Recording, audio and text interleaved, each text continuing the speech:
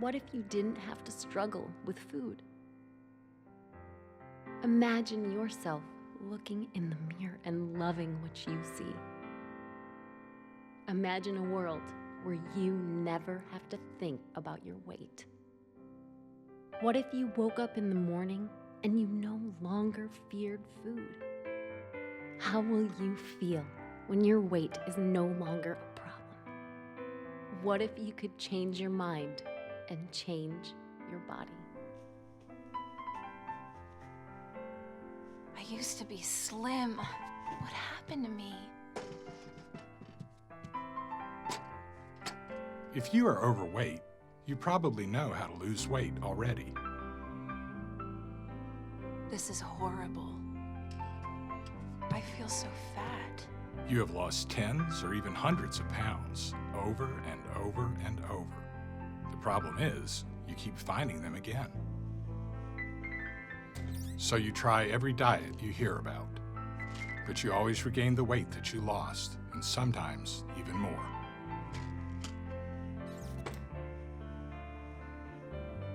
You send your money to a health club every month, but you never get there. Why am I even doing this? When am I going to go? I don't want anybody to see me there.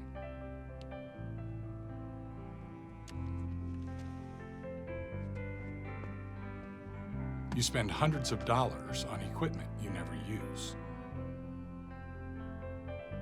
Who am I kidding? I should just sell this thing. Weight loss books line your shelves, gathering dust. I'm so sick of dieting. I'm always so hungry. You even think about surgery, because nothing else has worked. Maybe I should do it. Is that the only way? What am I thinking?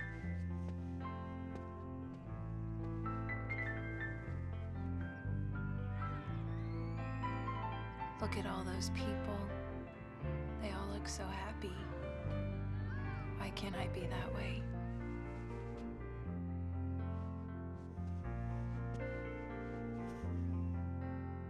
You have looked everywhere for help, yet nothing seems to work for long. And every time you try and fail, you find yourself feeling more and more alone. What if you've been looking in the wrong place? What if the answer does not lie outside of you after all? What if there's an inner way?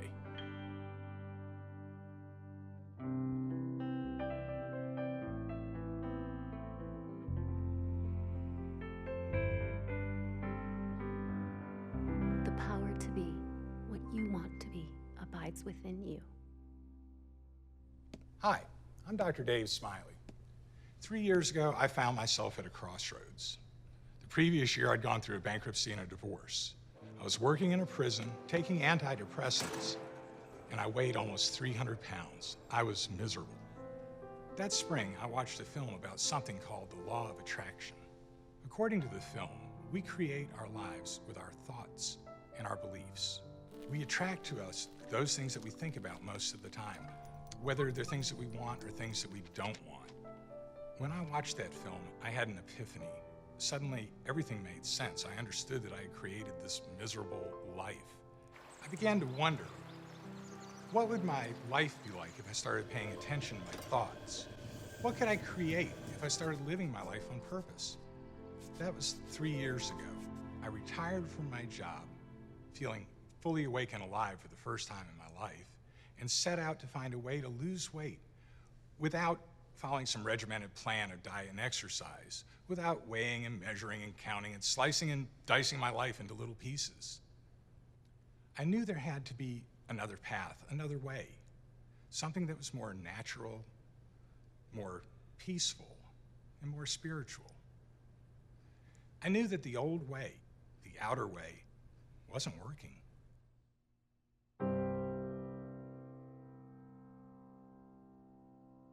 The problem with dieting is you're looking for a solution outside of yourself. And then when the program doesn't work or you fall off the wagon, you beat yourself up because you think that there's something wrong with you. There's nothing wrong with you. A diet often tells you what you can't have, and it's basic human nature to want what you can't have. If there were a child in this room and I put 47 toys on the floor and said, you can have any one of those toys except this rock that's sitting right here, what do you think that that child would want? He would gravitate toward the rock. So whatever we can't have, we want. And if you think about it, the diet industry is pretty much based on failure.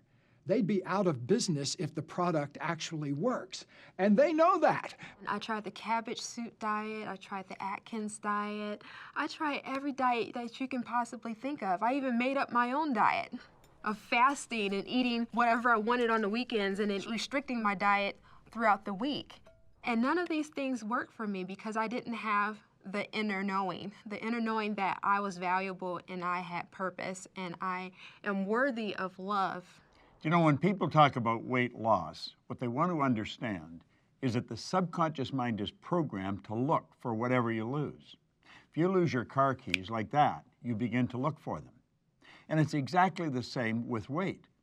When you lose weight, you instantly start looking for it. And it doesn't take long till you find it. That's why diets, people are going up and down. They probably lose and gain tons in their lifetime. When what to eat is coming from outside of yourself, you are always going to be resistant to that because it's coming from outside of you. None of us likes being told what to do.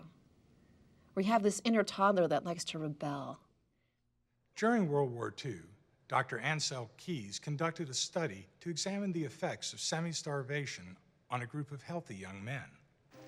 For 6 months, they lived on less than half of the calories they normally would eat.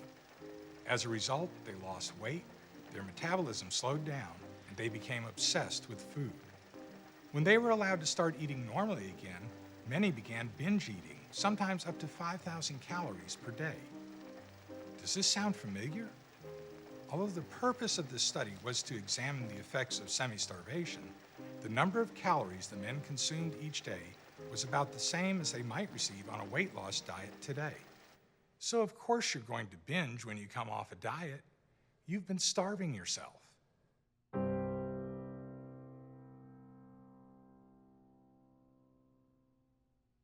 Who looks outside dreams. Who looks inside awakes. The first place to start when you decide that you're really serious about beating this whole weight thing is to go within. Because the power to overcome this lies inside of you. Now, the room that I'm in right now, there is a temperature setting for this room. And when the temperature gets a little warmer or a little cooler, that instrument notifies either the air conditioner or the heater to make a shift so that the setting stays secure. And the temperature doesn't vary very far off, up or down from the setting. Our paradigm is the setting about what we believe about ourselves and what we believe we can have and what's possible. So if we have a setting that says, I'm a fat person, if we have a setting that says, I always fail, if we have a setting that says, I'm never going to make it, I'm not okay, or if we have a setting that says, this is just not going to happen for me, then the mind goes to work to produce circumstances that are the coherent or the expression of those patterns. In a recent study by Harvard psychologists, a group of hotel maids was given a health screening. They were then told that the work they were doing each day, such as making beds, vacuuming, and cleaning, is good exercise and satisfies the Surgeon General's guidelines for an active lifestyle. Within 1 month, on average, they lost weight, lowered their blood pressure, decreased their body fat, and lowered their BMI, despite no change in their diet and exercise.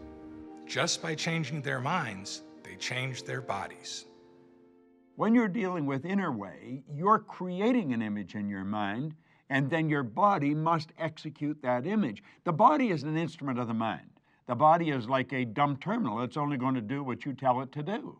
It has no inductive reasoning capacity on its own. It's a servant of the mind. You have your body, and then you have your mental image of your body, the mental picture that you carry around in your heads. And it's important when you're working at changing your body, and particularly losing weight, you have to change your mental pictures along with it. This will get you in trouble otherwise. If you've ever had the experience of losing a lot of weight and then you still feel like the fat person walking around, the reason why that is because you haven't changed the mental pictures to go along with this new body that you have. The inner way is when you are connected to the power that's within you, when you're reminding yourself that you are already beautiful, that you're already perfect just the way you are, that you can trust yourself, that you are making positive change and you're having fun while you're doing it. Going within is a principle for going inside of yourself. It may be as simple as going into your own mind and kind of hearing that self-talk. You know, we all have that little voice, or sometimes several voices, the little critics and judges. That's one thing. It's going within your mind. What are you hearing about whether or not you're going to be successful? If you say to yourself, I'm not going to get fat, or I am losing weight, the subconscious sees the image of someone heavy, or it sees the image of weight. Whereas if you say to yourself, I'm getting a little bit thinner today, or I feel a little bit thinner today, that phrase will put an image into the subconscious of something positive, of something slimming. I was the fat person in the office, and that was my identity. And that, to me, when you talk about the inner way and changing your mind, when you change the way you think, you're changing your identity. And that, for me, is really what this is about. So many of my clients will come to me telling me the same story. They'll say, oh, my mother always told me I was fat. I always thought I was a fat kid. But when I look back on pictures, I was actually a very normal, healthy-looking weight. What happens is if we hold an image of ourselves as being overweight, if we hold an image of ourselves as being a certain way, then our subconscious mind will start to organize around that image and create that reality for ourselves. So while a lot of my clients weren't overweight when they started believing that they were, eventually they became overweight, and so they're overweight now. The inner way is about changing the way you think about yourself. It's about tapping into your subconscious mind to create the body and the life that you want. You see, the subconscious mind controls your body. Think about it. Every day, millions of cells go about their daily activity without any effort on the part of your conscious mind. Oxygen is taken from the air and transported throughout your body. Carbon dioxide is removed. When you are injured, white blood cells rush instantly to the site of the trauma, removing harmful bacteria and preventing infection.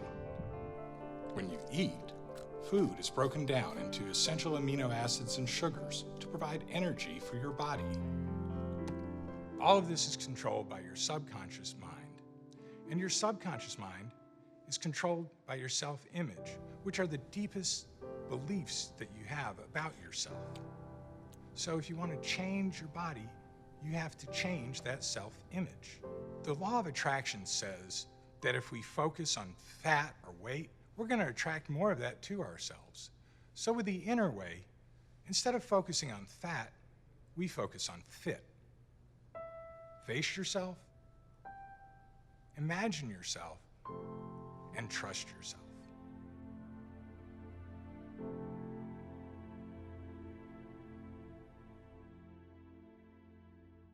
You never find yourself until you face the truth.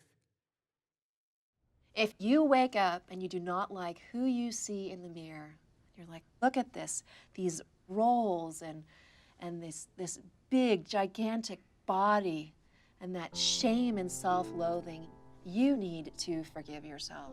If you struggle with food and struggle with overeating, you are carrying that evidence on your body and the world sees it.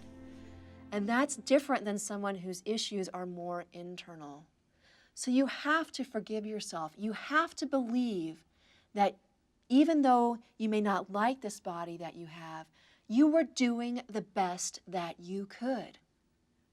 You were doing the best that you could at the time. Now you know better, and you are doing better. I was so scared to have food in the house because I knew if I had food in the house, I would eat it. So on this particular day, all I could find were my daughter's toddler cookies. But I didn't mind. I continued to pull the box out and I started eating it. As I was shoveling it in my mouth, I had this awareness of what it was that I looked like, and it shocked me. And in that moment, it kind of broke my state. And I heard, for the first time in my life, a voice inside of me that said, go look at yourself in the mirror. Go look at yourself in the mirror. And I'm sitting there going, what? Are you nuts? I'm not gonna go look at myself in the mirror, no way. But this voice persisted. I continued to eat, thinking maybe the more I ate, it would stuff it down and it would quiet this voice. But the voice whispered, go look at yourself in the mirror. And so I finally grabbed the box. I went into my husband's office.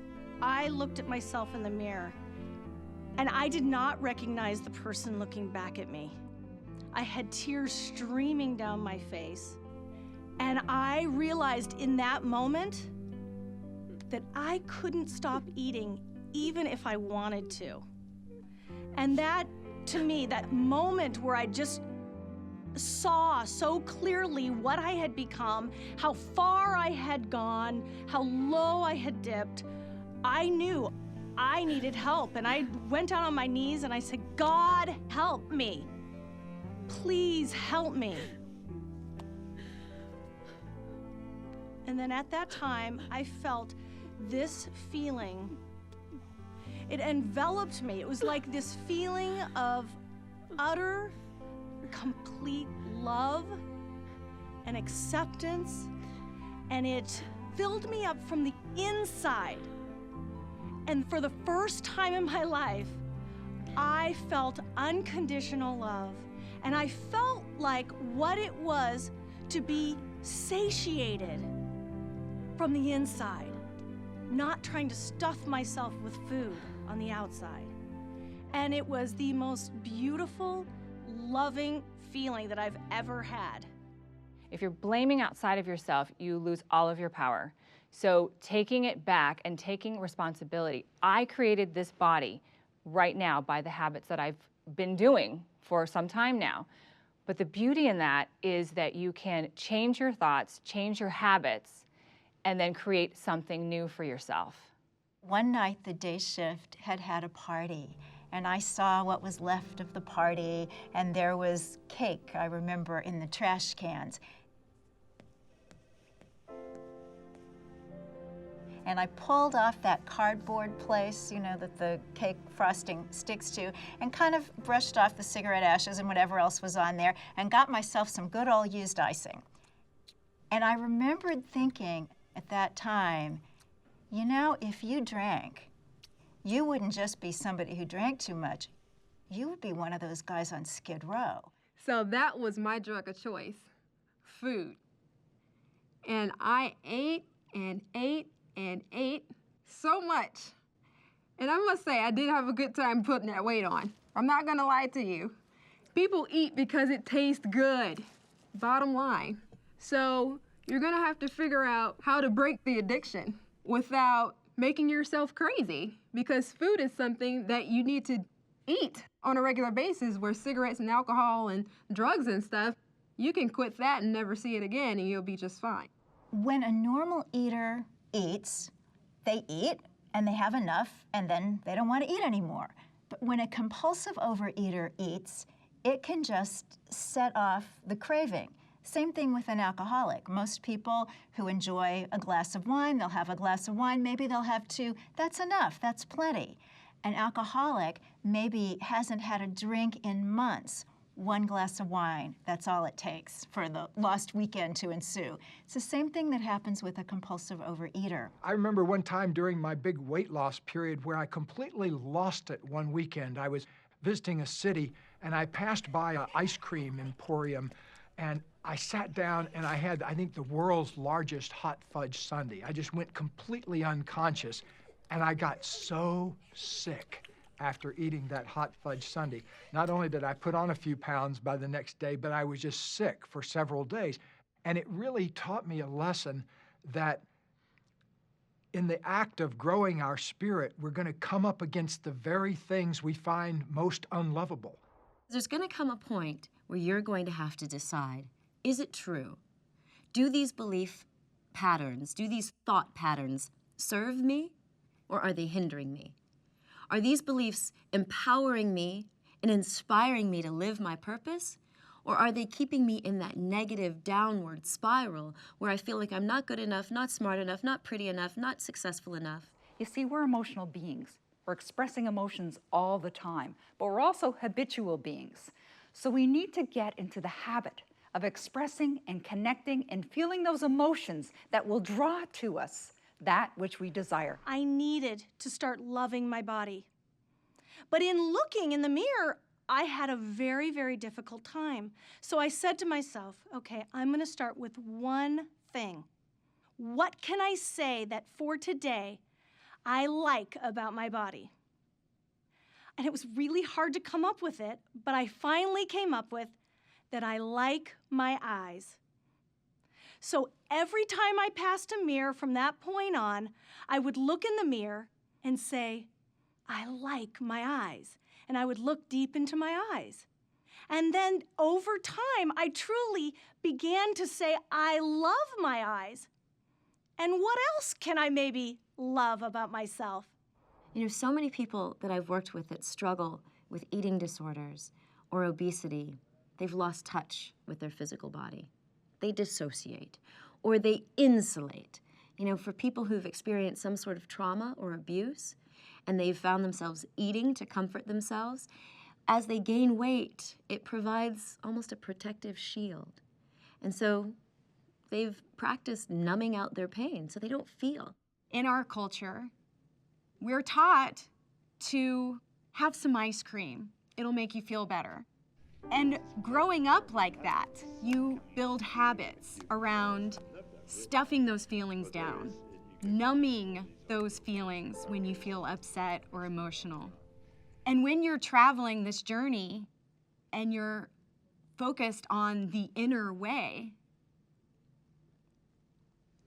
you come right up against your feelings and your emotions. And it's a scary place to be.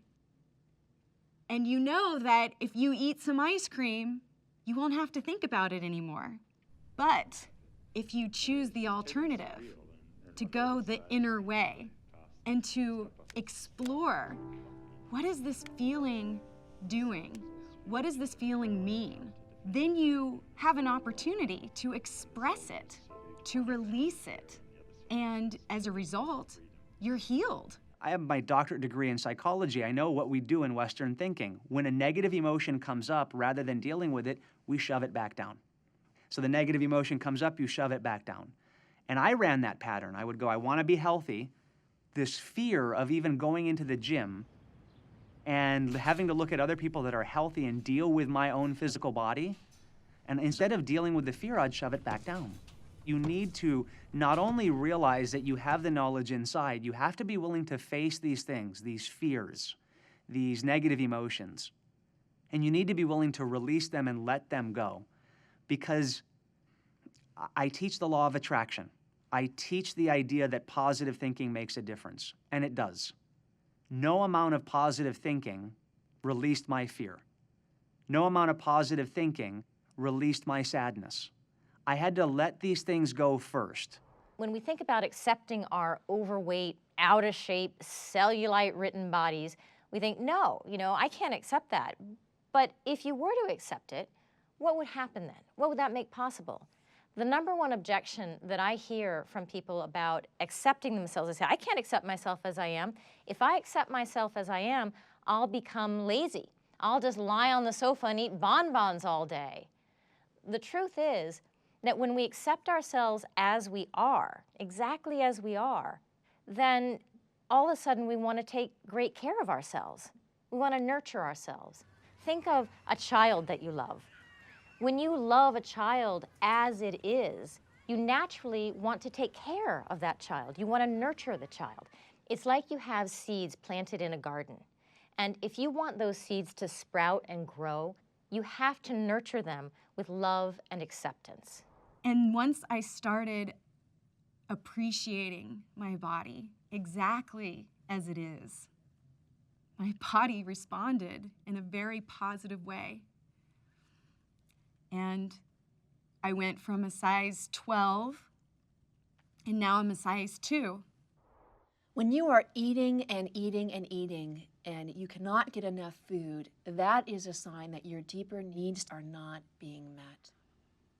When you are stuffing yourself with food, that is your personal love letter from the universe, saying something is not working in your life. One of the turning points that I can remember was this psychologist that I started working with when I was maybe 20 years old, who was the first one to introduce me to the idea that my food was related to my emotions. And he made me write a journal where I would write on the left column what I ate that day, and I would have to write on the right column how I felt when I ate. And so, for instance, we started tracking that Nutella, which is very sweet, very smooth, very kind of gooey, would come when my emotions was more related to feeling lonely maybe, or feeling disconnected from other people, when eating chips were more related to moments of anger and unspoken kind of inner rage maybe. So I started to connect that some feelings were attracting different foods. And that became a very interesting awareness for me to start tracking, I'm eating chips, I wonder what's going on, and start using that as a conversation with myself. Am I angry right now? Is there someone I need to talk to right now? And that was the beginning of that kind of new generation, was to start building an awareness of how my relationship with my food was very much my relationship with myself. I used to get emotions out of food that really belong in my relationship. I used to feel a tenderness when I would eat ice cream. Food is not meant to give you positive feelings. It's not meant to give you a hug. It's not meant to give you a warm fuzzy. And I've had people say to me, no, chocolate will do that for you. And I say, yes, it will. And I understand chemically it will. You need to, at some point, separate the food from the emotion that you get. And then go get those emotions where they are meant to be coming from. Most of us talk to ourselves in ways that we wouldn't talk to our worst enemy. If we were to change the way we talk to ourselves, because if you're constantly criticizing yourself, you're gonna feel bad. After a while, pretty quickly, you're gonna be really successful at making yourself feel just awful. And we know what we do when we feel awful, we wanna eat. What if you started speaking to yourself as you would speak to your best friend? What kind of change would that make for you? When I first thought of the concept that, wow, I need to love and accept myself, my mind immediately came up with a million reasons why that was not possible. You know, like, how do you love yourself if you weigh 320 pounds? Or how do you love yourself if you're sucking on Marlboros, which I was all day long? Then I had a realization that really changed my life, which was the idea that, well, what do you think love is for? What is it that actually needs to be loved, if not my 120 pounds, if not my addiction to cigarettes? And so the power of love is such that you can love yourself for not being able to love yourself. You can love the unlovable. I know, I mean, it sounds strange to even think that way, because it sounded strange to me, but when I realized suddenly, that's the stuff that needs to be loved. One of the things that I have learned on my journey is that I had a lot of false body images. I think a lot of people out there, you know, we look at these magazines, these models, and we think we need to live up to this image. The thing is, we don't allow our bodies to be the bodies they want to be. We have to get rid of these false body images. In order to change your body, you have to accept it, which means love it first. And with that love, they appreciate, the body will respond. I guarantee you about that. It's just a proven fact. But if you hate your body, you don't like your body, and you just say, I'll be happy, I love my body, only when I look like a Angelina Jolie or Madonna, good luck. Before, I think I had a relationship with my body like a store mannequin, where I was just looking at it. It was about the way it looked. And I was comparing it to the magazines and the fashion models. And when I would compare it, it always fell short. And so therefore I was always disappointed in it. When I stopped comparing it and I stopped looking at how my body looks, and I started realizing all that this body does for me every day, and that this body is a vehicle for my spirit, how could I not love it? I just had a new love affair with this amazing body, this amazing gift. And so it was really like turning on the lights for the first time and falling in love with someone that had been there all along, and I just never saw it before. Another trick that I would recommend when you are really filled with shame and self-loathing about who you are is put up a picture of yourself as a small child.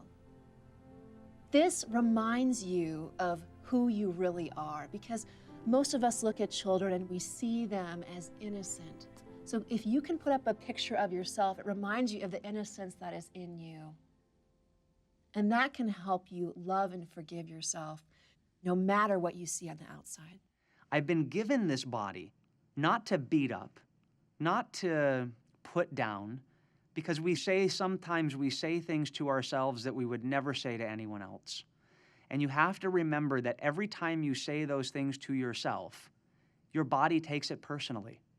You need to begin to say positive things to yourself, positive encouragement.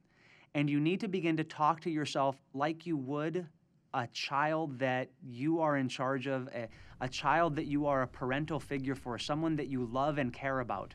Because that's really when your body begins to hear those messages, you find that change comes a lot faster. You've got to accept the fact that this is your body. You've got to accept the fact that it's the way it is. Now, someone else may have programmed you that caused your body to be the way it is, and you can blame them if you want, but blame is a silly game because that makes you a victim. Although someone else may have been responsible for making you who you are responsible for changing who you are. Do you know Huxley, the great English writer, he said there's only one corner of the universe you can change, and that's your own self. Start with the inner way. All the information you're getting on this film is doing it for you. Take what everybody said and wrap it all up in one neat idea. Build a picture of the person you want to be, get emotionally involved with the picture, and it's the inner way from this point on. I abused my body for years. I threw up for years. Then I was overeating. Then I was undereating. Then I was trying to starve myself. Then I was this health nut trying to follow every health regimen that came along. And yet my body was still here. My body gave birth to 4 amazing children. It nursed them for 8 years.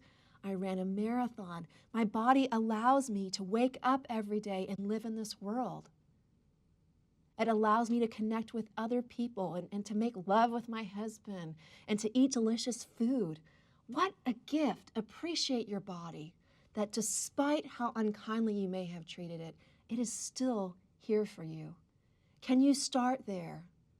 Can you start with an inkling of gratitude? The entire process of mental adjustment and attunement can be summed up in one word: gratitude. Be very grateful for everything you've got going for you.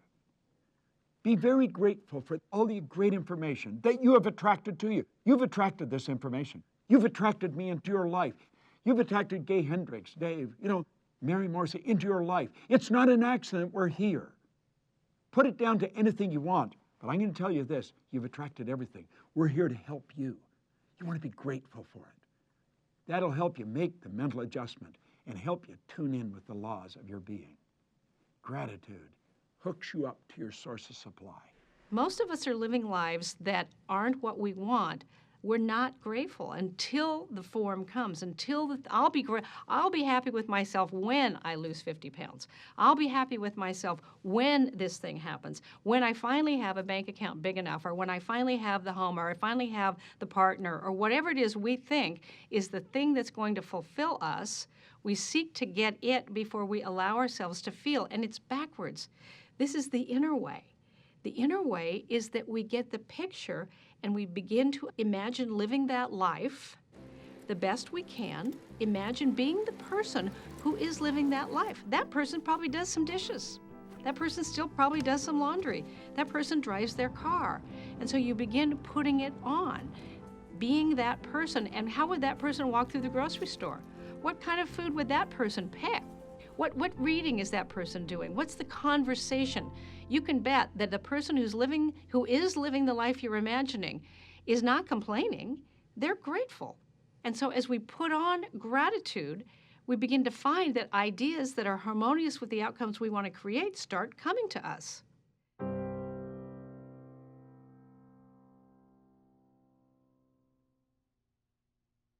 Thought is the sculptor who can create the person you want to be. I really encourage you to take a moment and imagine what life would be like when this is no longer a problem for you. Your whole life changes in the best possible way, because this problem in and of itself is weighing you down. And it's taking up so much mind space, there's no room for anything else. So if you can begin to imagine what your life would be like without this weight problem, you can begin to pull in what you really want. So if you put on right now an imagined image of yourself, what would you really like to weigh? What would you love to look like? How do you want to feel in your body? How flexible do you want to be? What is your stamina? How much strength do you have? Do you sleep easily? Do you wake up alert and alive and ready for the day? What is the image you would like to put on for yourself? When I give workshops and I have people walk up to me and say how much better they felt after the workshop, and then sometimes the next day they would call me and say things like, I couldn't believe it. At work today, everybody said how much thinner I looked, or how much better I looked, that I looked great. And I said, well, yes, yeah, it's pretty amazing, isn't it? Can you believe what your thoughts do? They can control your physical body instantly. You can be thinner instantly just because your posture is different, your bearing is different, and if you will, your aura is different. The aura about you is different. How you feel about yourself is different. So every facial movement is going to be different, and people will just look at you differently. If it's hard for you to visualize yourself living and thriving at your natural weight, you might want to try this exercise. Stand in front of a mirror and take a piece of imaginary chalk and outline the outside of your body. Now, when you're looking in the mirror, you're then going to visualize that inner body that you want to create, your new body. So then take another piece of imaginary chalk and draw the lines of that inside the other chalk marks. And what you will see when you visualize that is that the woman or man you're trying to create is already within you. You're already within your chalk marks that you originally created.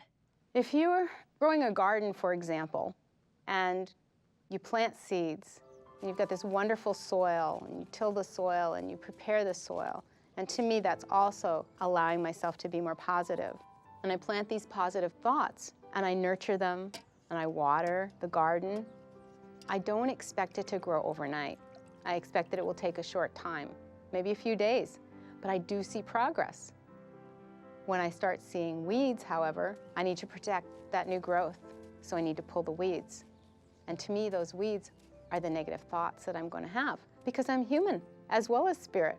I'm also human, and I do have those negative thoughts, just like anyone. I used to not be able to get my day going without stepping on the scales. That was how I started my day. And it would usually be stepping on my scales and finding that I was 100 pounds more than I wanted to be. But somehow I just obsessively had to step on those scales every morning.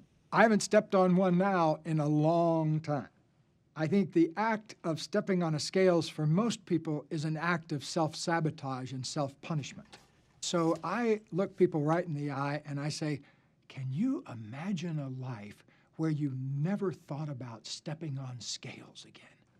Studies show that after you've increased your weight, if you lock it in for at least 3 years, some scientists say 5, even though your genes said you were supposed to be 125, you can reset your little set point and say, no, I'm supposed to be 155. And so every time you try to diet and you bring that scale down, the brain says, what are you doing, silly? I'm supposed to be 155. It literally alters your metabolism. It alters the way your body holds onto nutrients and hoards it to keep you back to that higher weight. Well, guess what they discovered about 10 years ago? They discovered that you, through your conscious mind, can influence your set point.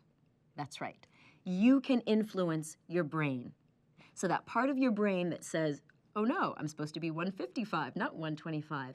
Through the power of your conscious thoughts, you can start to change it.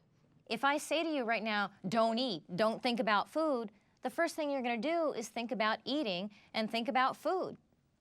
What we want to do is we want to change our language. We want to change the way that we talk to ourselves so we're focused on what we do want instead. So you could say to yourself, for example, I'm going to a party and I'm scared about overeating and I'm telling myself not to eat.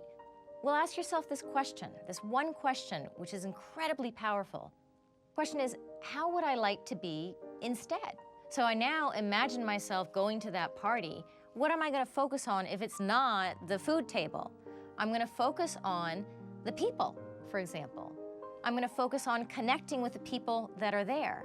And before we know it, the food table fades into the background and the connection with the people in the party comes into clear focus for ourselves. I was working with someone who's lost a lot of weight and she has her fat clothes. What do you do with your fat clothes? Everyone says throw out your fat clothes or you're planning on gaining it back, but she didn't want to throw them out. She's not ready to throw out her fat clothes. She was willing to box up her fat clothes and put them into her closet, but she wasn't willing to throw them out or give them away. I said, how about writing a note to your fat clothes? What would you say to your fat clothes? And she said, dear fat clothes, thank you very much for all you've done for me. I hope I never see you again. Love, Beth. And I thought, boy, that was really great. And I was like, you just broke up with your fat clothes. I want you to sit down and totally relax. Totally relax. Become very quiet. Turn off the TV, the radio, get away from everybody. And I want you to just totally relax, and I want you to let your imagination run wild. And I want you to build a picture of exactly what you want to look like. And then I want you to take a pen and a pad and begin to write out a description of it.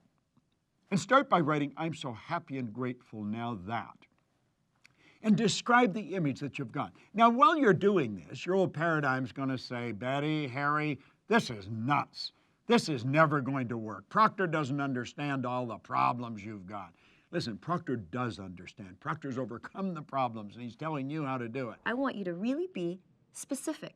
What would it look like? What would it feel like? What would life be like when you get to your goal? And don't tie it to a number.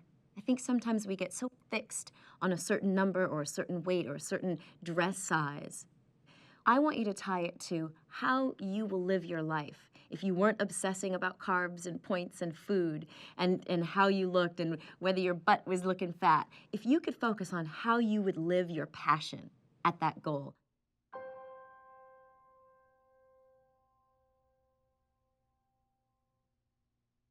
As soon as you trust yourself, you will know how to live. Trust yourself. Believe that you are worthy of a joyful life. If you believe that you are worthy of feeling good, feeling vital and whole and healthy, then you are not going to want to stuff your body with things that make you feel like crap.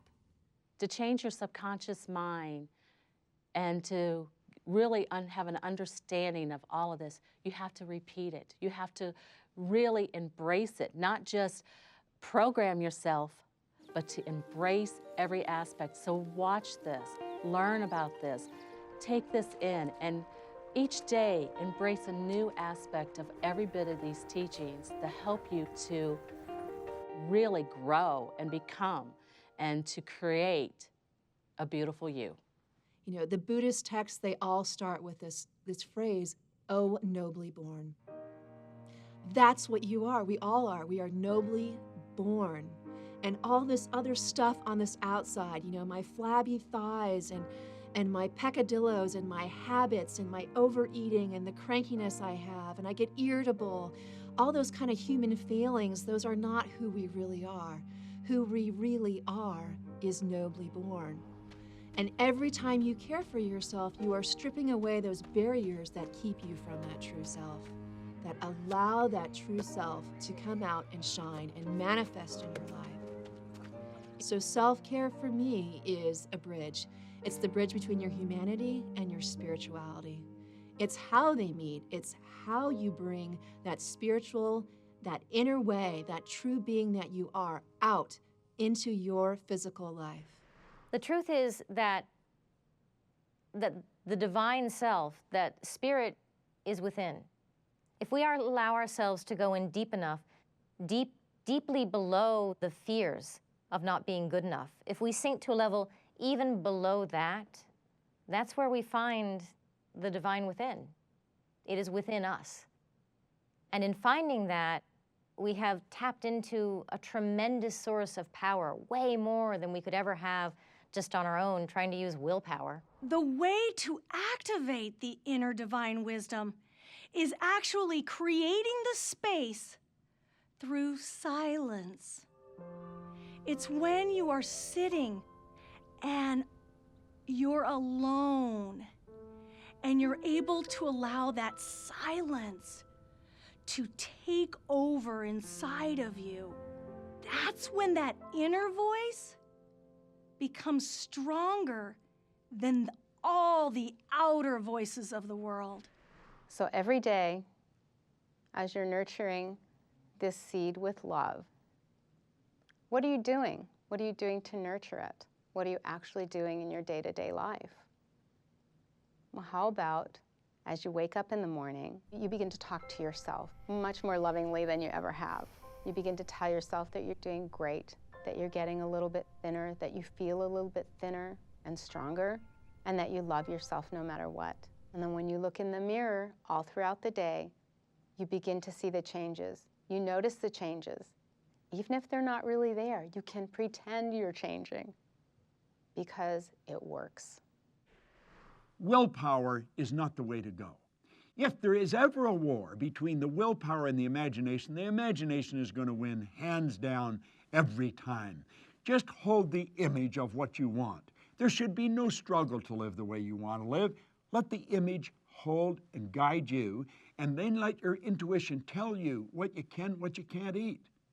You see, no diet's the right diet for a person that's got the wrong image, and there's no food that's the wrong food if you're living through your intuitive factor from the image you've got inside. If your body says you need a steak, eat it. If you're not hungry, don't eat. Trust that up and down of your needs. Trust them as valid. Part of this journey is befriending your needs and befriending your hunger. Your hunger is not the enemy. You're a human being. You'll get hungry at times. Listen to it. The hunger that I'm talking about is a little whisper. It's your body saying, I could eat, I need a little fuel. It gives you time to prepare a meal or order in a restaurant and you can have your food be served to you rather than you're so hungry that you devour the whole bread basket just because you've gotten too hungry. What you're looking for is the slightest whisper of I'm hungry. And then, and how you might figure that out is actually checking in with your body. What does it feel like to be hungry for you? Like for me, it's a small growl in my stomach, might be a little bit lightheaded, and because I'm connected to my body, I kind of know when my blood sugar is starting to dip a little bit. So it's learning to tap into your body's physical cues of hunger so that when you feel those sensations in your body, then you know, oh, it's time to eat. The inner way is paying attention to things like hunger signals. What is my body telling me it wants right now? How hungry am I? And most importantly, this key question, which is how will this food that I eat make me feel over time? Not just in the moment, but over time. When you find yourself at a restaurant or a grocery store or wherever you're going to make a food choice, you'll notice conflicting feelings. Part of you is going to want what brings the temporary comfort, and part of you knows that you've made decisions about how you want to be. And one of the things that I've learned is to put on the new person. Instead of coming from the person who wants to lose weight, start being the person who makes choices that reflect the person you want to be. So when you say, who does the thin person in me choose? Who does the thin person in me pick? And I simply have learned to say over time, what's the healthier choice I can make in the moment? I don't always make the healthiest choice I can make in the moment, but I make healthier and healthier and healthier choices when I give myself permission to have a bite or two of something I really want, but I don't want the whole thing. And here's one of the things that I first found was that people that were in a state of unhealthy weight, unhealthy behavior like I was, you know what foods you need to eat. You know what foods you need to stay away from. I realized that at 202 pounds, my daily habits created that body. And when I took personal responsibility, my choices created that body. It was wonderful because if I can create that, I can create something else. I can create something better by my daily choices. So I just started to move forward every day. I did something every day that moved me closer to my goal. I wasn't expecting perfection, I was expecting consistency. I made a decision. I thought, okay, if everything I've eaten up until now has resulted in this particular 320-pound body, what I'm going to do from here on out is do my best to eat only things that will feed my spirit rather than things that will feed my old programmed overweight body. And I remember the first day of this, all I could find in the refrigerator were some blueberries, some fresh blueberries. And I remember eating the first blueberry, just kind of savoring the blueberry and asking myself, okay, does that feel like it feeds my spirit? Yeah, it does. It doesn't feel like it feeds that old body of mine. And so I ate another blueberry, and then I ate another blueberry. And I remember it only took about 3 blueberries, and I felt full because I was paying so much attention to that quality of spirituality in the food rather than paying attention to the calories of it or the mouth taste of it or anything like that. I was kind of asking a different question. When you are attached and fixated to a certain way of eating, when you are a vegetarian or a vegan or you're on a high protein diet or you're on low fat, whatever it is, you're honestly usually doing it with the best of intentions. You're trying to get healthy. But what's missing from that is your unique body and your unique body's needs. So it's like that there's this box, and you are trying to fit yourself into this box. Okay, I'm going to be a vegetarian, or I'm going to be a vegan, or I'm going to eat like the USDA, the food pyramid, tells me to eat. But when you do that, then what happens is you're trying to fit yourself into this one-size-fits-all box, and it doesn't fit. Instead, you need to make the box fit around you. So you start eating foods and going, okay, when I eat chicken and zucchini, how do I feel? You know, when I eat ice cream, how do I feel? And then you start to self-center because you're listening to your own body instead of being other-centered and listening to diet books and listening to this program and that program, which can never work because it isn't tailor-made for you. Make it a point to slow down your eating because when you eat fast, you're more likely to consume more food than you should, and it contributes to your weight gain in a major way. So what you want to do is put the food in your mouth and practice something I call mindfulness when the food is in your mouth. And what that means is you're appreciating the flavor of the food, the texture of the food, the smell of the food. And this forces you to eat more slowly. Here in the Western world, we are unconscious eaters.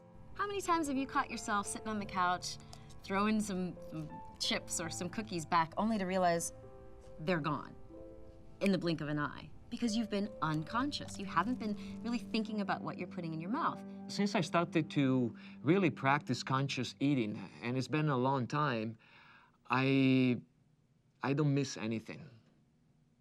I can watch television later, I can talk on the phone later, but it's a special moment for me when I eat. Sometimes I like to share food with friends, and that's wonderful. Food, it's a special moment when we receive energy from the divine. It's a special moment where we can feel literally this beautiful pleasure inside. Conscious eating or mindful eating means that you're going to look at this as a process for fueling your body, fueling your life. It starts with the way you prepare your meals. Prepare something that is tasty, that is, pleasing to the eye, so that you can start your body to think that, oh, I'm ready to bring in nutrients that are going to fuel me, that are going to energize me, that's going to heal me and not harm me.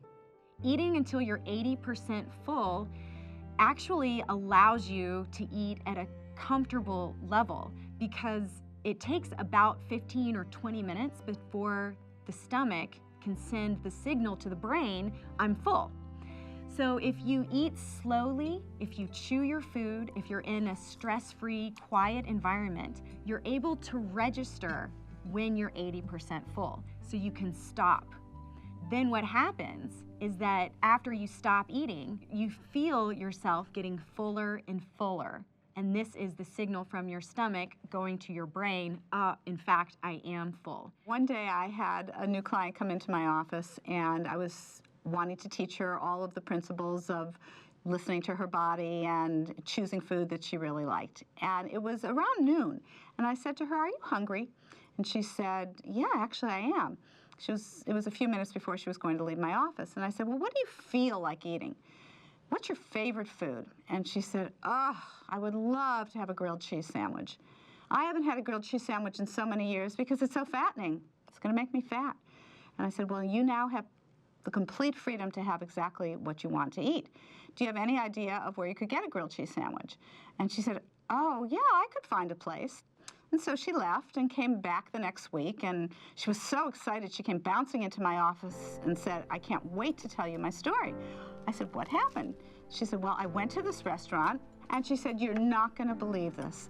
They were having grilled cheese week, and every day of the week they were doing a different kind of grilled cheese sandwich, and it was so exciting. And I ordered a grilled cheese sandwich and a salad because I like salad, and I ate half of the sandwich and some of the salad, and I thought, I'm not hungry anymore. I'm full, and I can come back tomorrow and have a different grilled cheese sandwich tomorrow." And she was so excited. Nothing like that had happened to her in her life, really, because she had been dieting most of her life. A thought that's pretty common is people feel they belong to the Clean Plate Club because that's something that they were taught by their parents or their grandparents. That is definitely a thought that I unwind a lot with my clients. So if you believe that you must clean your plate, even though you're not hungry, you're disconnecting from your body. So I teach my clients to adopt the habit of wasting food. I mean, you obviously don't want to just buy it just to throw it away, but to me, if you are eating food that is more than what your body requires for fuel, it's a waste either way. Saying a blessing every time you sit down to a meal is so powerful. You can thank the farmers in the field. You can thank all the people who drove that food to the grocery store. You can thank yourself for actually going to the store and buying this beautiful, abundant, colorful food.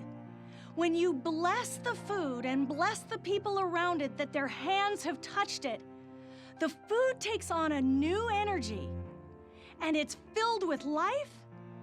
And as you are eating it and consuming it, your body knows that it is blessed food. I learned from a friend and mentor of mine a long time ago that for a compulsive overeater, it is equally and maybe more important to say a prayer after the meal because we need closure.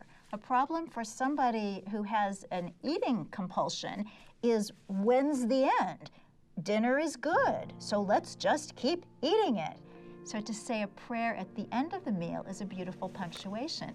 Now, how my friend came to this was that she's a Protestant lady who visited a Catholic Mass, and she was interested to hear that at the end of the service, the priest says, "The Mass is ended, go in peace." So she started using this as her after meals prayer. The meal has ended, I go in peace. It works. Busy, busy, busy people. Let me say something to you. You cannot afford not to exercise. How about we don't even call it exercise? Let's call it movement.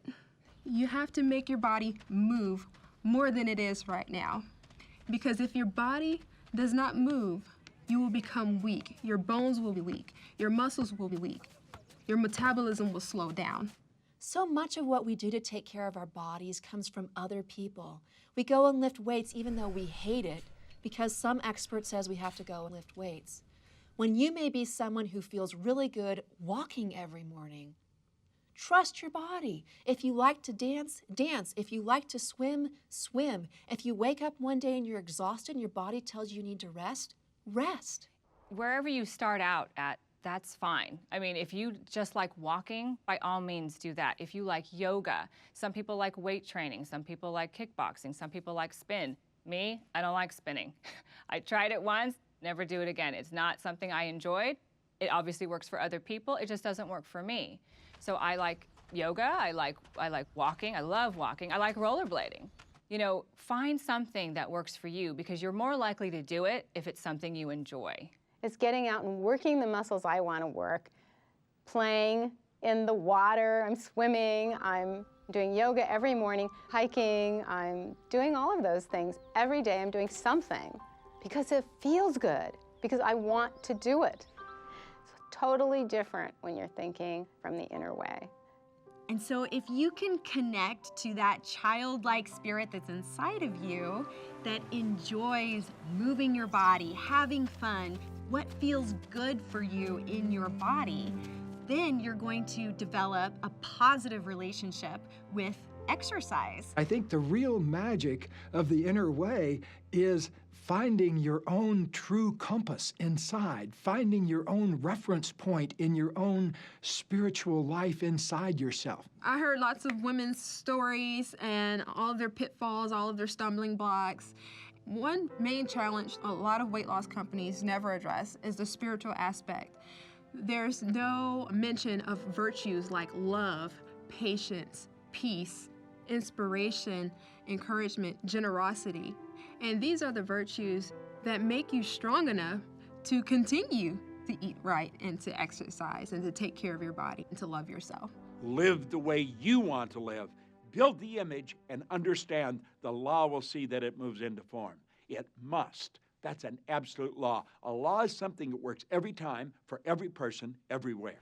So when a client comes to me and they want to lose weight, we put no attention on their weight. We put attention on what they want to create, on a dream. And we get them so involved in falling in love with creating a project or something they want to build or something they want to give.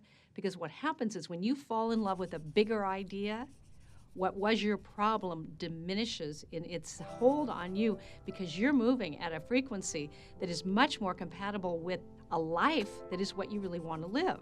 So we talk about healthy choices and talk about healthy responsibility and we talk about patterns, but we don't focus on the weight, we focus on a dream. What would you love your life to be like? And how can we make today a little more like that? What action step can you take today? Because your weight is only one part of your life. If you are someone who is struggling with weight, I would ask you to look at that weight as a symbol. What is weighing you down? What feels heavy and draining to you? I have yet to meet a person who struggles with weight who is living a life that truly feeds and nourishes them. You need to look at your life and say, what is missing? What makes me feel fulfilled? I believe that each and every one of us kind of comes to this life with our own personal mission, if you will.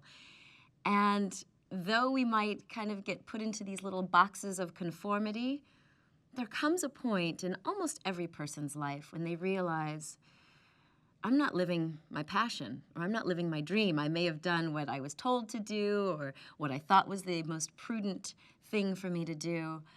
But what I've seen over the last 2 decades is that when we deny our soul's passion, when we're not living our dreams, when we're not living up to our own potential, then that is when dis-ease manifests.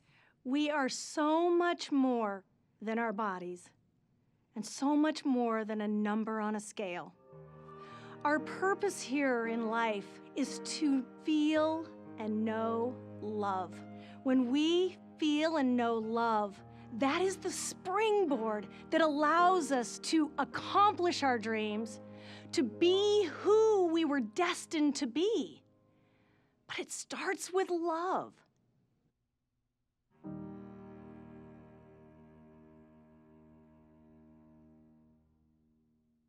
Life is either a daring adventure or nothing at all. One of the things that I like to help people get really clear on is the power of recommitment and forgiveness on their journey. And I say to people that commitment is important, but recommitment is where the magic is. So if you have struggled with weight and with body image, the solution is already there.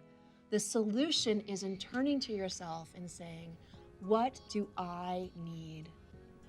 How can I love and care for myself? It is not the universe trying to punish you.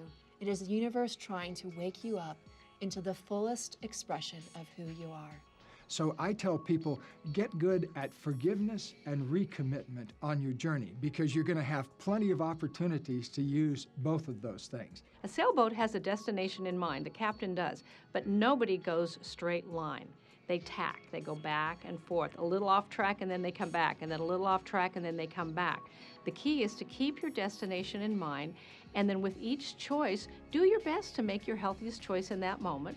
And when you find yourself making an unhealthy choice, you just simply say to yourself, next. It's the most beautiful journey because it's the journey of discovering yourself inside and letting go so the true you can come out. Life is not an end, it's an aim. Life is a journey. And so you shouldn't think that I'm gonna get to this one place and I'll be there. In fact, people that I've met who are magnificent at health, they don't see it as this final goal of getting to a certain weight. They see it as a continual process, like everything else in life. You know, you could sum up everything I've said, you could sum up everything that you've heard on here to one sentence. You become what you think about. That's the one point that all great leaders have agreed on. They've disagreed on virtually everything else, but that one point. As a person thinketh in their heart, the heart is the subconscious mind. That's what the early Greeks called the subconscious mind. As a person thinks in their subconscious mind, so are they. Make certain that the thoughts that you have of you are beautiful. Don't be shy. Build a beautiful image of yourself and then live it. You will see your life change right before your own eyes. And you will start looking in the mirror and you will really look in those eyes and you'll say, I love you. So I invite you to just believe in yourself, tap into that internal potential, and let's really transform this life of yours into one that truly honors your dreams. I love myself. I am not beating up on myself for what I ate today. I'm not saying tomorrow I'm going to start another diet. I'm just going to bed and feeling good about myself. That's the big prize, is that you love yourself. That's the big prize. I see you as you choose to be. You're beautiful, you're loving, you're deserving, and you're worthy. I want you to know that you can do this. That you are loved more than you could ever imagine. There is a divine wisdom that wants nothing more for you than for you to be happy and to be filled with joy. And you can do this. Not only do I know that it's possible, I know that it's possible for you. And I don't care if your mother's been fat and your father's fat and your dog is fat. It doesn't matter. What matters is that you believe in yourself and that you go out there with persistence, with perseverance, and with patience, gentleness, and kindness to yourself and claim that life that's waiting for you, that is yours, that's waiting to be expressed. I encourage you to get out of your comfort zone and truly tap into this inner divine wisdom, because the inner way is the only way. There's no getting around it. The inner way is the only way. 3 years ago, I set out on a quest to find my inner way. The teachers in this film are the ones I met on my journey. Many of them have shared the same struggle that you and I have. All of them are here to help you.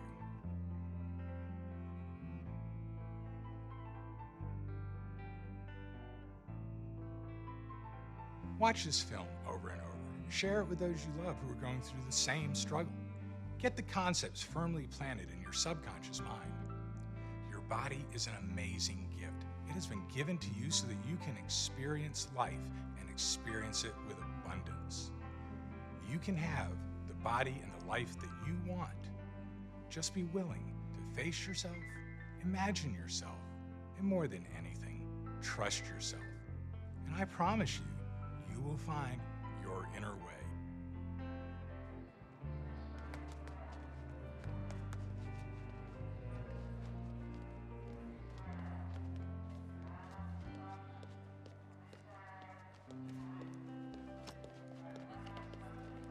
I know the inner way.